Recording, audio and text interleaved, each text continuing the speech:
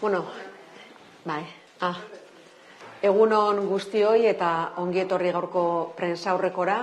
Gaurkoan erekin batera dauzkat Xabier Arruti Lurralde Oreka Berdeko diputatua eta gurekin, eta hore bada, Jo Mikel Zabala, bera Deustoko Unibertsitateko irakaslea da, baina ez bakarrik, irakasle, ikerlari eta zerbitzu ekosistemikoen inguruan sekulako lana egindakoa, Europan dauden esperientziak eta oso gertutik jarraitzen, ikasten eta gurekin ere lotura hori egiten Gipuzkoako Foru Aldundiarekin. Hortaz, gaur aurkeztera gatozen hau berari esker bada, eta berari aitortza egiteko modu bat ere bada gaurkoa, baina ezinbestekoa izan da elkarrekin eduki dugun lankidetza. Bai, Deustoko Unibertsitate, Jo Mikel berarekin eta gero Gipuzkoako Foru Aldundiarekin.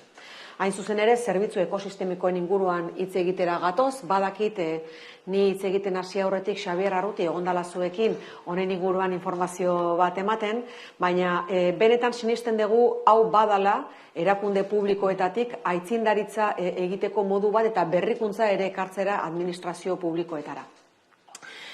Bihar San Isidro eguna da, eta San Isidro egunean aitortza egiten zaie, alor honetan lanean dabiltzanei, eta guk esaten dugu aitortza egitea beharrezkoa dela, baina aitortza egiteaz gain ere ekimenak behar direla, izan ere guk aitortza egiten diegu ekarpen handia egiten dutelako alor honetan, baina behar dutela ere laguntza.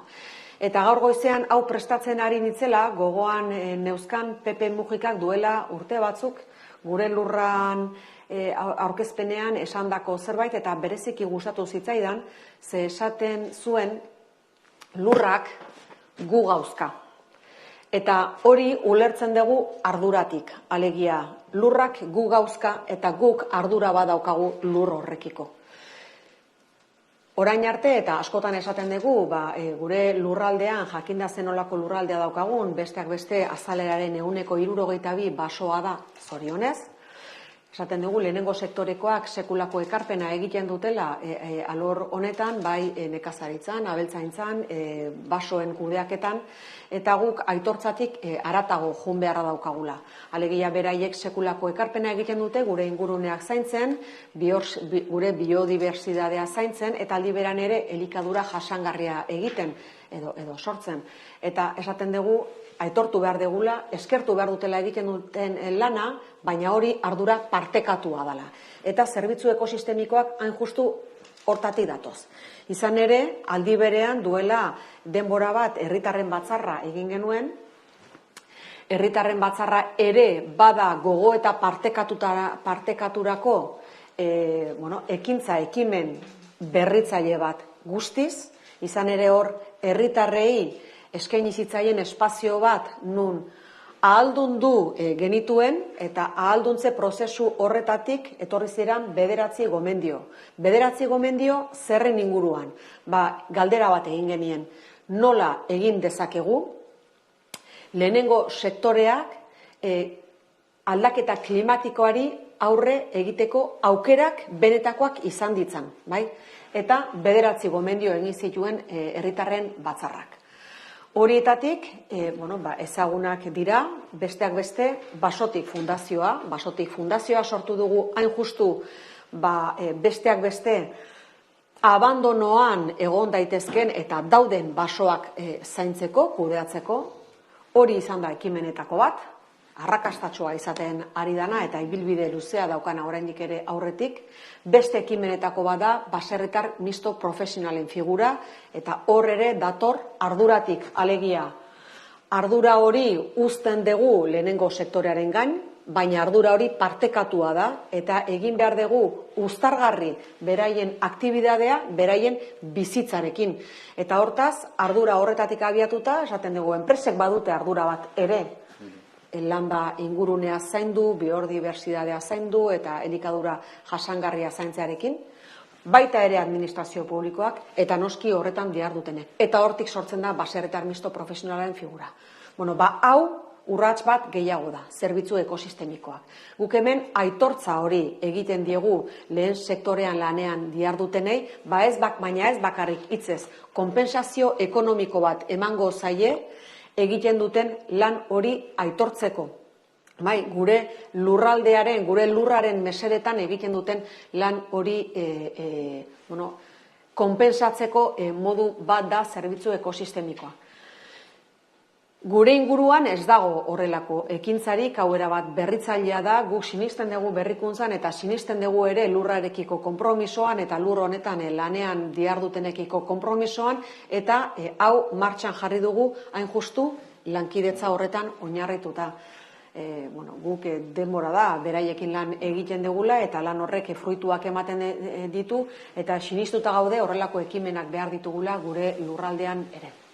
Nik labur bilduta eta Xabier eta Jo Mikeli hitza eman aurretik azpimarratu nahi dudana da, gure lurraren zaintzan, biodibertsitatean zaintzan, aldi berean gure elikadura jasangarrian egiten duten lan hori aitortzeko modu badala, konpensazio ekonomiko bat emanez, hau erabat berritzailea dela, ez dagoela halako ekimenik gure inguruan, eta hortaz, gu bide horretatik jarraitzeko asmoa daukagu. Aldi beran ere, gure hitza betez, konpromiso bat hartu genuen ere herritarren batzarrarekin, eta hau hori gauzatze bidean doa. Por lo tanto, el cuidado de nuestra tierra no es únicamente una labor del sector primario. Queremos reconocer y compensar económicamente la labor que realizan en la gestión del cuidado del entorno, en la gestión y el cuidado de la biodiversidad y también en la alimentación sostenible. Es una manera de reconocer y de compensar económicamente la labor que realizan. Y también una manera de reconocer el trabajo que se hizo en la Asamblea de Ciudadanos y Ciudadanas. Esta es una iniciativa que ha surgido de allí y que con la colaboración de la Universidad de Deusto, con la colaboración de Jo Miquel Zabala, hemos llevado adelante. Es absolutamente innovador, no hay una experiencia de estas en todo el entorno, pero creemos en la innovación también en la administración pública y vamos a seguir por este camino porque este trabajo es fundamental y lo queremos reconocer. Hortik aurrera, Xabier, zuri emango dizutitza, honen inguruan xehetasunak emateko. Hori da, nik pixka baten zehaztu ingo dut, baina bai aurretik esan da guk proiektu estrategiko izaera ematen diogula, ez? Eta diputatu nagusiak esan duenaren gatikan, ez? Gure gandikan gure departamentutik haratago zegoen dinamikatatikan sortzeko zerbait delako, herritarren batzarretik, aldundian gobernantza berriaren kontestuan martxan jarritako dinamikatatikan sortutako proiektu bat delako, eta baita ere, proiektu honen onuradunak egiten duten inpaktoa gizarte osoari eragiten diolako. Ez da proiektu sektorial bat, baizik eta Gipuzkoako gizarte osoari eragiten diolako. Hori esan da, diputatu nagusiak ondo esan duen bezala, hau ez da diru laguntza deialdi bat bakarrik aluso. Nolabait ere da, nekazaritzak lurraldean eta gizartean betetzen dituen funtzio anitzoien aitortza bat. Baina badago paradigma aldaket, esan du ez, ondo esan duen bezala, elikagaia sortzen ditu baserritarrak, nekazariak, elikagaia sortzen ditu, baina lehen komentatzen genuen bezala, baita ere, atzeko belardi horiek berde mantentzia baserritarrak nekazariek egiten du ez, biodibertsitatea, ongizatea integralaren inguruan egiten duen ekarpena basoak eta zainduz eta guzti hori baserritarrak edo nekazaritzak egiten du. Baina guzti horietatik monetizatu izan den bakarra da produktuak, jakiak. Beste guzti hori ez da monetizatu izan, ez da ordaindu izan. Aire garbia bezala konsumitu dugu gizarteak, jendeak, baina ez zaio ordainduen baserritarrari. Eta egia da guk azkeneko urteetan bai errekonozimentu hori eta relatuan sartu dugula funtzio aniztasun hori ez, baina gaur paradigma aldaketa bat planteatzen da, eta da, ez gera gelditzen, diputatu nagusiak esaten zuen bezala, aitortza horretan bakarri, baizik aitortza hori bihurtuko dugu konpensazio ekonomiko. Lehen urrats bat emango dugu, hasiko gera aitortza hori ekonomikoki ere konpensatzen, ez?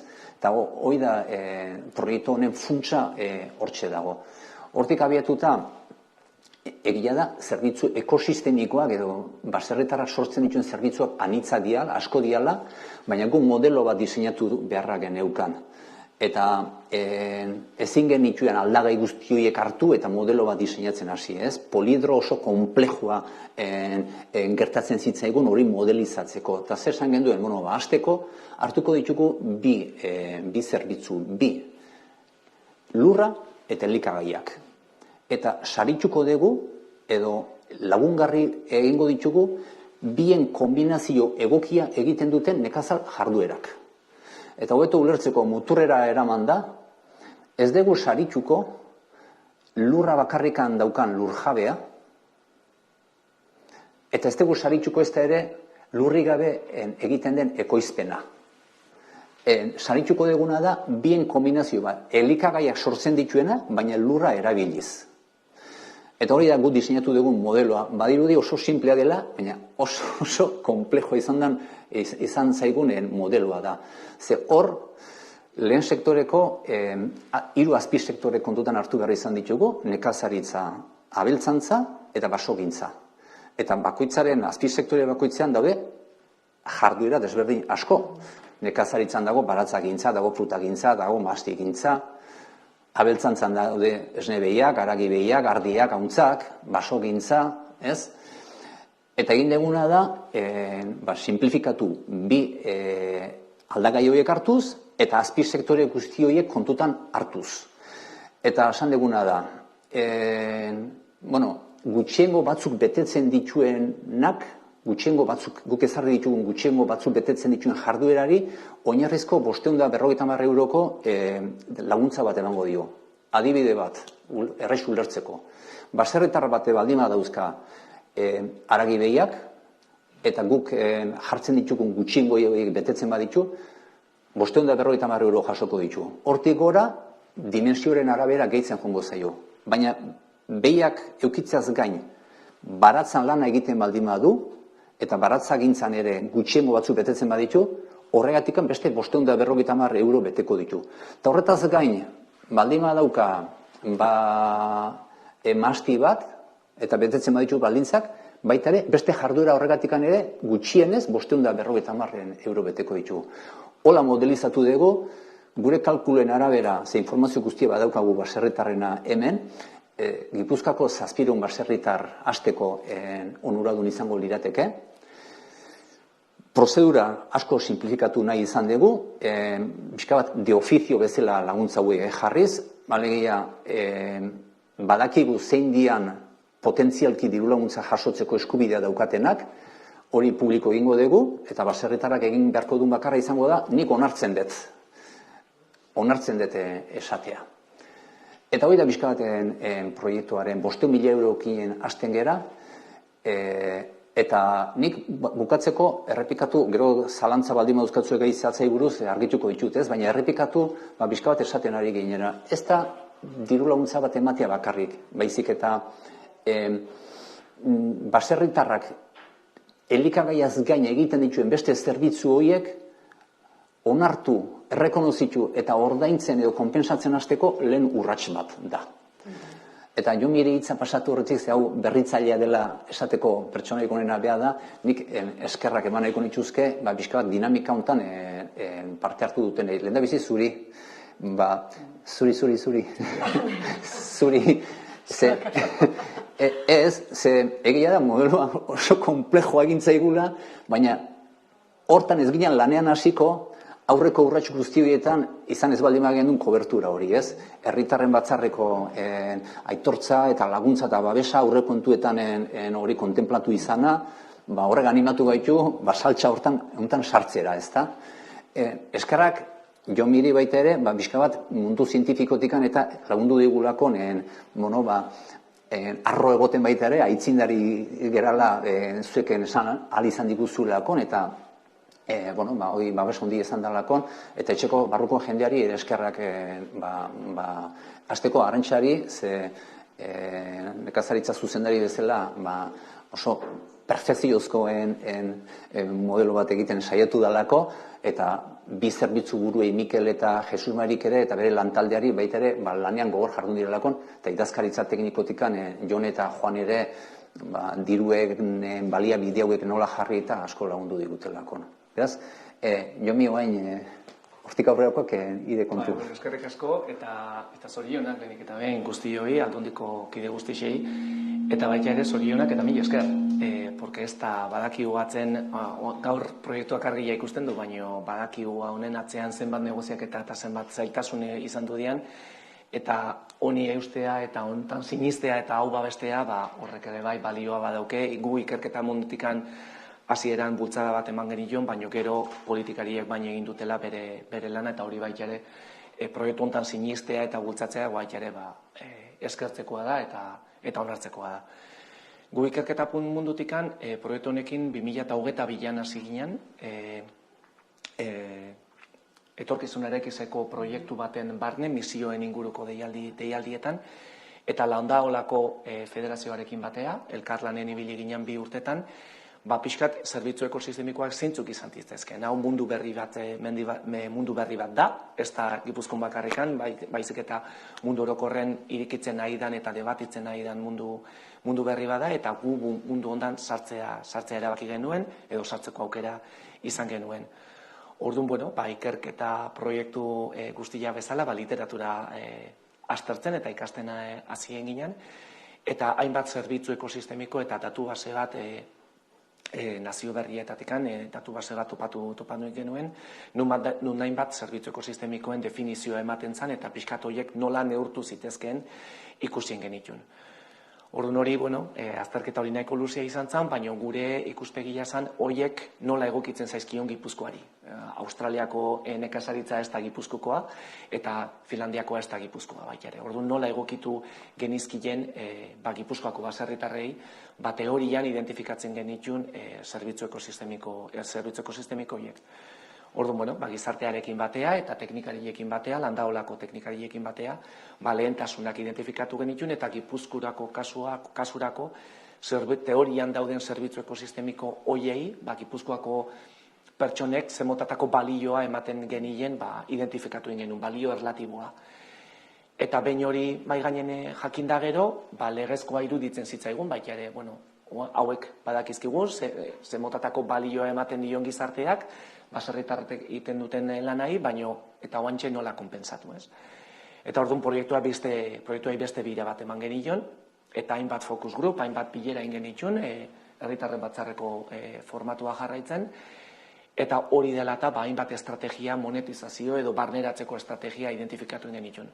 Eta hau ordainketa zuzena hoietariko bat da, baina beste haueta maika estrategia baita ere identifikatu genitun, eta beraz, gaur argia ikusten duen proiektu honek, edo onarpen honek, baita ere bilbide luziago baten lehenengo pausu bat bezala ikusi daiteke. Ez beste hainbat estrategia jarraitzeko eta implementatzeko gaitasuna badaukeu, konpromesua baita ere, eta ikerketaren ezagutza baita ere. Beraz, poliki-poliki honi beste buelta batzuk eta programa hau sofistikatzeko eta indartzeko, pausuak emateko intentzioa eta gogoa badaukeu, lehen sektorea indartzeko eta lehiakortasuna bultzatzeko baita ere, baina horren ondorioz gizarteare baita ere babesteko eta naturak ematen dizkigun ekarpen eta balio, askotan balioan ipintzen ez dian balio hauek baita ere babesteko eta konpensatzeko.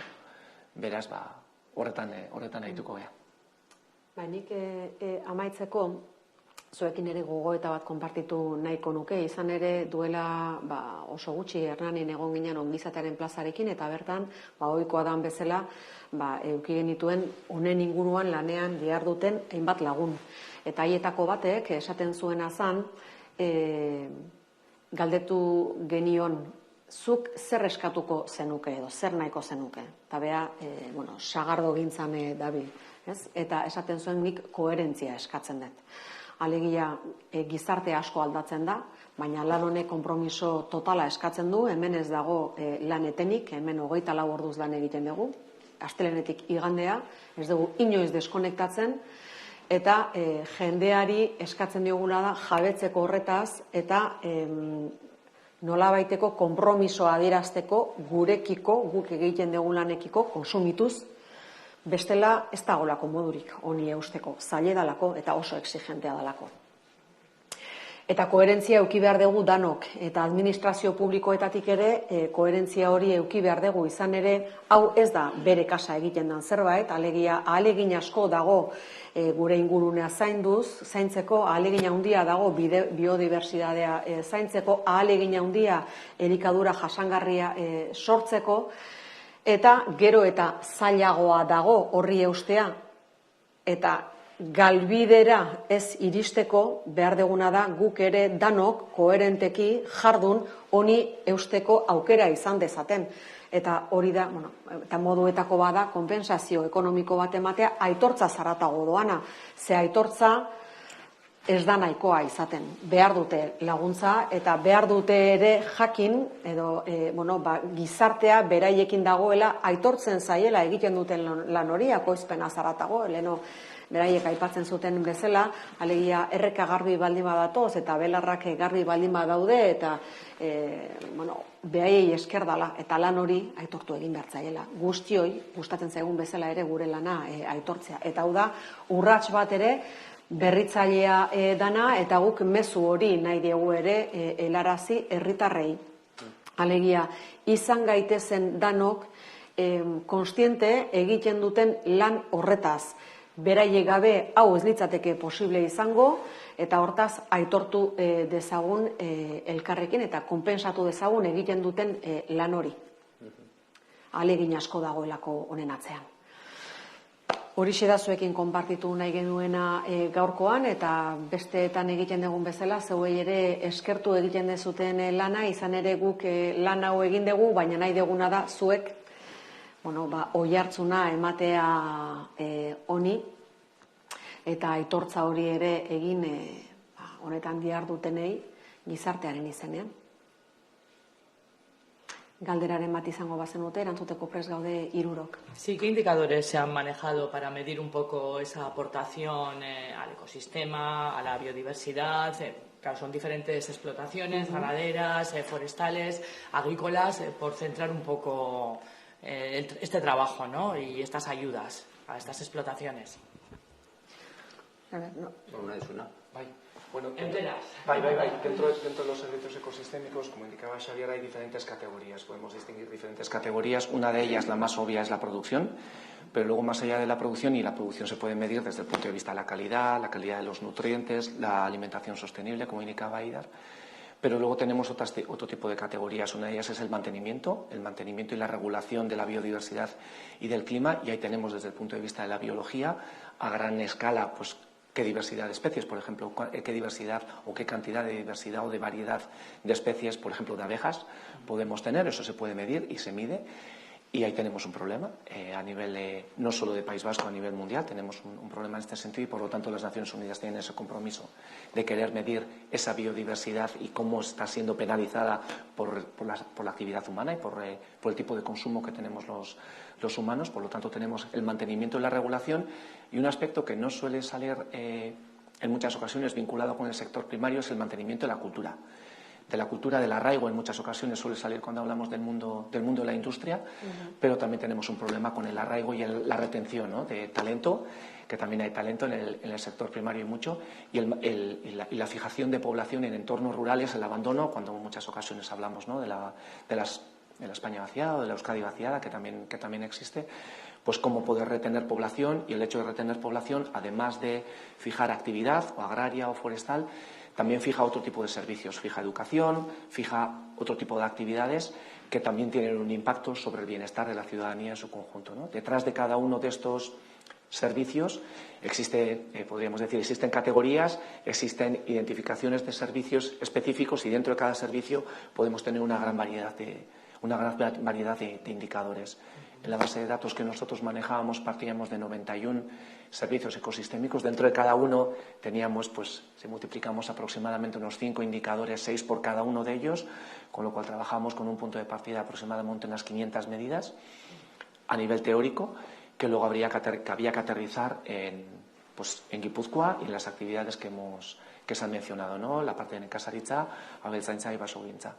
Con lo cual, el trabajo era un trabajo de filtrado y de adaptación al pues al contexto en el que nosotros nos movemos, ¿no? Pues porque las economías y el tipo de explotaciones que puede haber en diferentes países son distintas. Y con eso sintetizamos pues hasta poder llegar a ese top 10, a ese top 10 de servicios que la ciudadanía en Guipúzcoa son los que más valoran, y ahí es cuando se pensó, pues bueno, y ahora esto, ¿cómo se puede compensar, ¿no?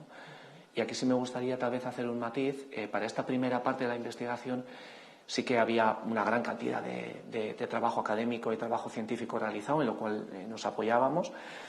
Sin embargo, cuando pasamos a esa otra parte de la compensación, ahí no encontrábamos. Ahí encontrábamos unos pequeños trabajos en Costa Rica, en Brasil, pero los trabajos eran a muy pequeña escala, no había un compromiso de mantenimiento, iniciativas que se habían hecho de manera experimental, y por lo tanto, pues este proyecto que se impulsa desde Guipúzcoa ha pasado ya un tiempo desde que hicimos esto, desde el 22, pero no hemos encontrado un equivalente institucionalizado con un apoyo que se va a mantener en el tiempo y que esté aprobado en cuentas. No hemos encontrado un proyecto equivalente a este. Por lo tanto, bueno, es un primer paso, da para mucho más, existe el compromiso, pero pues esto que se plantea para Guipúzcoa, pues creemos que tiene más recorrido, pero no hemos encontrado un equivalente en otros países, no solo dentro de la Unión, sino en otros países fuera también.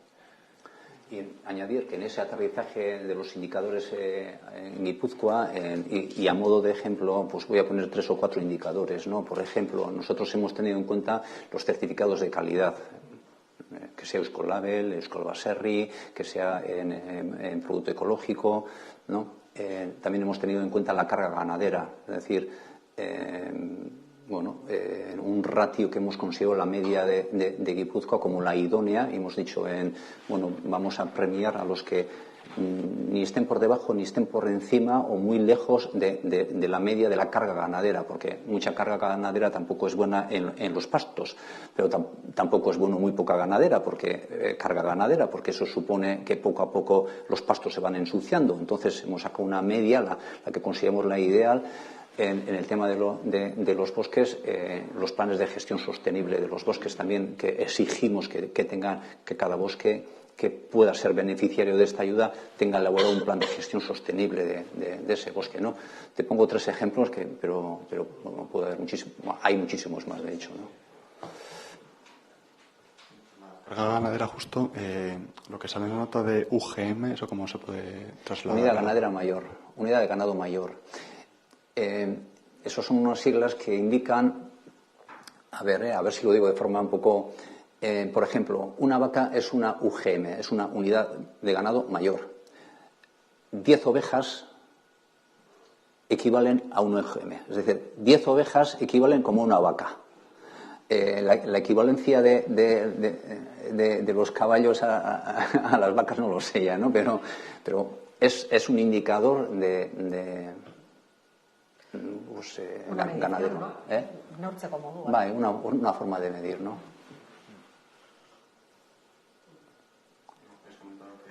Es un primer paso, ¿no? Esta primera convocatoria, ¿hacia dónde puede ir? No sé si ampliarlo a más entornos, a más actividades.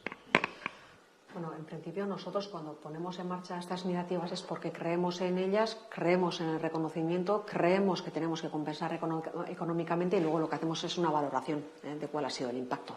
Y después de la valoración del impacto vemos por dónde tenemos que seguir. Pero tenemos claro que el camino es este. Tal vez aquí, y por complementar lo que comentaba Idar, dentro de esas estrategias de monetización o de interiorización en el sector primario del valor que ofrecen pues, las explotaciones y los baserritarras, hay también distinguir que no todo el reconocimiento o no toda la compensación tiene que venir de una compensación económica.